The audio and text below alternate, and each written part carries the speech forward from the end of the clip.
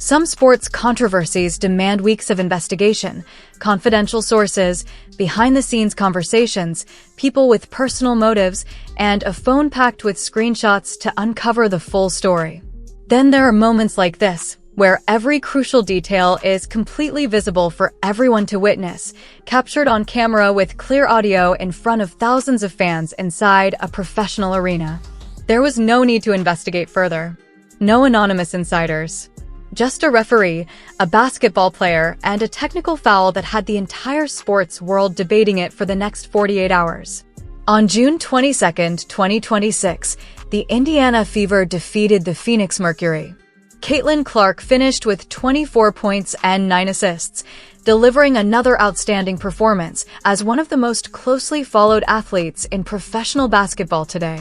Even so, the play everyone continues talking about had nothing to do with those impressive statistics. It centered on the moment Clark approached referee Gerda Gatling and calmly asked one straightforward question: what was the technical foul for? Gatling's response immediately stunned everyone watching. Clapping. She explained that the technical foul had been assessed because Clark clapped her hands. Take a moment to absorb that. During a professional basketball game, a referee issued a technical foul to one of the sport's biggest stars, not for throwing the ball in frustration, not for yelling at an official, and not for making contact with anyone, but simply for clapping.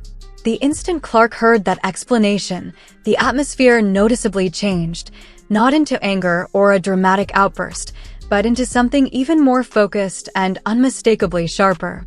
Instead of arguing any further, she looked directly at Gatling and said that if clapping was truly the standard, then the officials simply did not appreciate competitive basketball.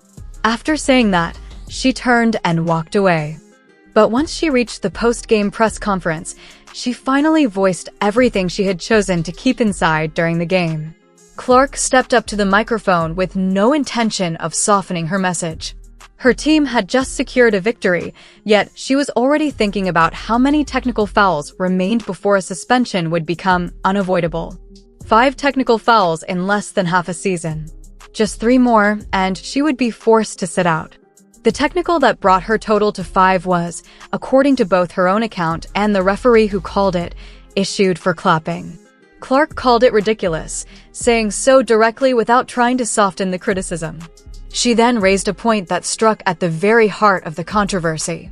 She told reporters she wanted the league itself to provide an official, on-the-record explanation for why she received a technical foul in that situation, while no one else on the court was penalized. She was not asking for a carefully crafted statement from a public relations department or a vague response from a league spokesperson. She wanted a genuine explanation. Because if clapping truly deserved a technical foul that night, then the same standard should have been enforced equally for every player on the floor. It was not. Clark received the whistle, while no one else did.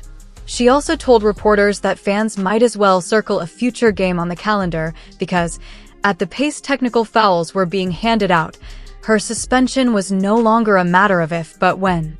A player who had just delivered an outstanding performance and helped lead her team to victory was standing at the podium calculating the possibility of her own suspension. That is the situation created by the WNBA's officiating, and it certainly did not begin on June 22nd. To fully understand why this latest technical foul carried so much weight, you have to examine all 5 together, because none of them can be viewed on their own. The real story is found in the pattern they create. The first technical came during a delay of game situation. Clark kicked a ball that had gone out of bounds while trying to send it back toward the scorer's table. Instead, it bounced the wrong direction, rolled across the court, and resulted in a bench technical foul. Many analysts watching the play live described the decision as questionable at best. It was not a defining moment, but it certainly caused more than a few people to raise an eyebrow. The second technical passed with far less attention. It happened during an emotional stretch of a close game, following her reaction to a call, and Clark later admitted that the technical was probably deserved. More than once this season, she has stood before reporters and openly acknowledged when her emotions got the better of her, accepting full responsibility for the penalty. That willingness to take accountability becomes important when looking at the complete picture because it shows Clark is not complaining about every whistle she hears. She chooses carefully which calls to challenge. She understands the difference between a technical she earned and one she believes never should have been called. The third technical was the point where the situation began to feel genuinely uncomfortable. During a game against the Atlanta Dream in June 2026, Clark picked up her fifth personal foul while defending Jordan Canada on a drive to the basket. The decision left her visibly stunned. She immediately turned toward the bench with wide eyes, clearly urging head coach Stephanie White to use a coach's challenge. That challenge never happened. The foul remained in place. Clark's frustration boiled over, and White stayed on the bench without requesting a review that could have significantly changed the momentum of the game. Then came the fourth technical foul. Clark stepped up to the post-game podium and, rather than offering the usual broad comments about officiating, she mentioned referee Tyler Mirkovich by name. She stated that the officiating in that game was unacceptable and made it clear she wanted those remarks officially on the record. Players rarely identify officials directly during post-game press conferences because it is a line most athletes spend their entire careers avoiding. Clark chose to cross that line because she believed the situation had reached a stage where general complaints were no longer enough. Then came technical foul number 5, the one for clapping.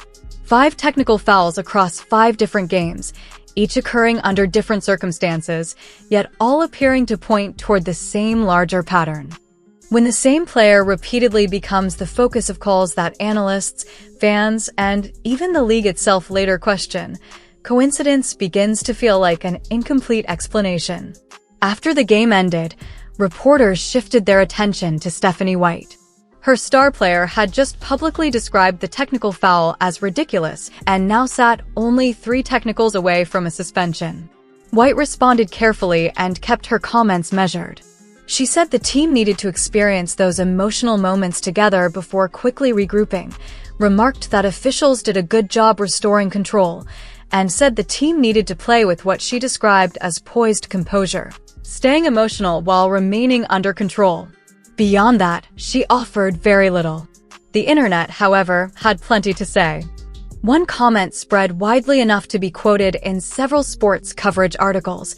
Many people were still waiting to see Stephanie White receive a technical foul for defending her players, especially Caitlin Clark. That remark spread not because it was detailed sports analysis, but because it reflected exactly what many viewers were already thinking. When your star player is standing at the podium openly discussing the possibility of her own suspension, a calm and measured response from the bench does not feel like what the situation demands. This also was not the first time something like this had happened. Think back to the game against the Atlanta Dream. Clark turned toward the bench with every bit of her body language asking her coach to stand up and fight for her. White remained where she was, and the coach's challenge that might have eased the pressure on her best player never came. There is a clear difference between exercising patience for strategic reasons and leaving your players standing alone on the court while frustration continues to build. What appears to be developing is the kind of situation that any experienced team sports analyst would recognize as a quiet concern. The player is handling her own battles openly and confidently, while the coaching staff continues approaching those same situations with careful restraint from the sidelines. Clark has become increasingly comfortable using her voice, identifying referees by name, calling for league explanations, and saying exactly what she believes. That reflects a player who has decided that if no one else is going to defend her loudly enough, she will step forward and do it herself. The exchange between Clark and Gatling on the court deserves a closer look because it reveals how Clark responded in a moment when many players might have completely lost their composure. Rather than rushing toward the referee, Clark approached at a steady pace. She did not make demands or issue threats. She simply asked for an explanation. Gatling responded by saying the technical foul had been issued for clapping and for instigating. The moment Clark heard that explanation, she answered without hesitation, if clapping counted as instigating, then the officials simply did not like competitive basketball. Consider how quickly that response came together. This was not during a post-game press conference after having time to reflect.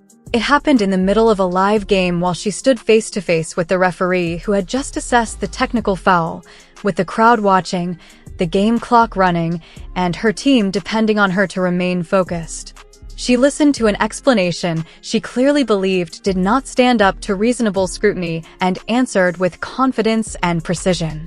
She never insulted the official or created an unnecessary scene. Clapping after a disputed foul call is not instigating. It is an emotional reaction, something competitors regularly do when they feel they have been treated unfairly. Every major sport features moments like that virtually every night, and the idea that this particular reaction, from this particular player, deserved a technical foul became increasingly difficult for the league to justify. Looking at the bigger picture, there appear to be two possible explanations for the officiating involving Caitlin Clark this season, and neither presents the league in a particularly positive light. One possibility is that some referees have begun holding Clark to a different standard than other players. If that is the case, it would suggest that officiating in the WNBA has become personal, that a player's reputation, her visibility, or even the attention that follows her into every arena could be influencing the judgment of officials who are expected to remain completely neutral. That is a significant accusation, but one that the pattern of calls throughout the season makes increasingly difficult to dismiss.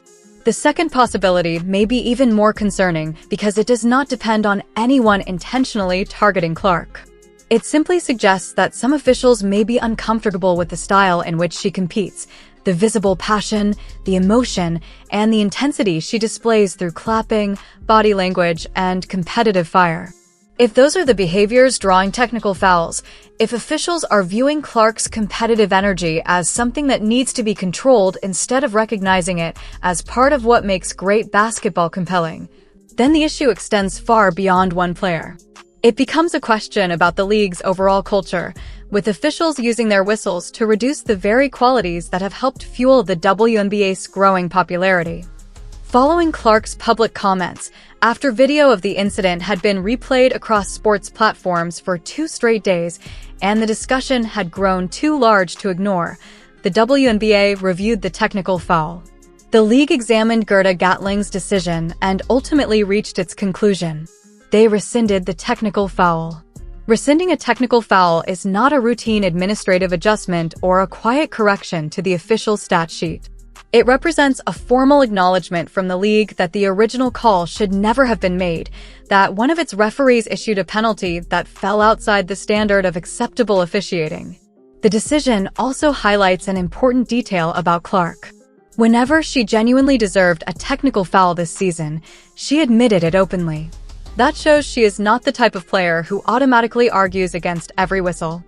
When the league rescinded the technical foul for clapping, it confirmed that Clark's assessment, the same one she expressed at her post-game press conference before any official review, aligned with the league's final decision. That leaves her with 4 technical fouls, while the suspension threshold remains at 8. The rescinded technical matters, the official documentation matters, and the league's public acknowledgement that the original call was incorrect also matters. Even so, the pattern that led to those 5 technical fouls has not disappeared. The same referees continue to officiate Indiana Fever games, and there has been no formal indication that the standard applied to Clark's emotional reactions on the court has been changed. The league erased 1 technical foul, but Clark still has 4 before the season has even reached its midpoint. If the approach to officiating stays the same, the discussion about a possible suspension is far from finished. It has simply been placed on hold for now. This story extends beyond one player dealing with a difficult stretch of officiating. Clark has become a central figure during a period when the league has experienced remarkable attention and growth. Arenas that were only partially filled a few years ago are now selling out well in advance. National television opportunities that previously did not exist have expanded alongside larger audiences. Conversations about women's basketball are now taking place across mainstream sports media, workplaces, and group chats where the WNBA was rarely discussed before. A technical foul issued for clapping, followed by the league rescinding it 2 days later, while the coaching staff offered measured comments as one of the league's biggest stars openly discussed the possibility of a future suspension. That sequence drew widespread attention and has been viewed by many as a small warning sign within something that has taken years to develop. Clark responded the same way she has throughout the season whenever the spotlight demanded leadership. She did not hide from the moment and did not let frustration speak for her. Instead, she stepped forward, said what she believed needed to be said, identified the people involved, and asked for accountability on the record. She was not simply reacting emotionally in the heat of the moment. She was making a point in a way that forced the situation into the open. In the end, she got the response she was asking for. Then she went right back to doing what she does best, helping her team win and staying locked in on the bigger goal instead of getting lost in the noise around her. The technical foul was rescinded, the pattern was officially documented, and the questions surrounding the officiating were raised publicly in a way the league could no longer pretend not to hear. Once something becomes part of the public record, it is no longer just a moment of frustration or a social media debate. It becomes a league issue, and it demands a real answer. What happens from this point forward now rests with the WNBA. The officials assigned to Indiana Fever games know very well that every decision they make is being watched closely, replayed, and analyzed. The front office knows exactly what the review revealed and cannot act as though the issue never existed. Stephanie White understands the kind of support her player needed from the bench during several difficult moments this season. Those moments are now part of the record too, and they show how much this situation has tested everyone involved. Fans helped build something meaningful by showing up for this league in numbers that very few people predicted, and they continue to pay attention to every decision made with what they helped create. They are not just watching the games, they are watching how the league handles the responsibility that comes with this level of attention and growth. And unlike some of the officiating calls that have sparked debate throughout this season, that attention is not going anywhere.